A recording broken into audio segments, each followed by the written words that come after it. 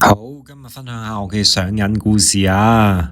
有一次咧，我就上咗大陸道館，就咁啱咧就見到咧有個人瞓咗喺度，流到成地都係血，係因為卡啊！索下料先知，為咗呢硬幣套裝，呢個師兄咁就瞓低咗。呢隻卡會出到4張好嘢，有緊鬼皮啦、飛天皮啦、鴨皮啦，同埋野狗皮添。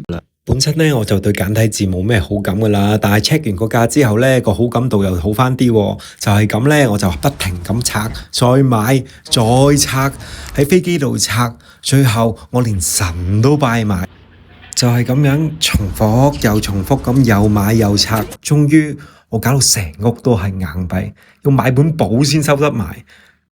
唉，都行到呢一步啦。皇天係不負有心人嘅，我深信，所以最後我決定走咗去鞋網度買翻張。細個覺得買卡貴，估唔到大個咗都係覺得咁貴。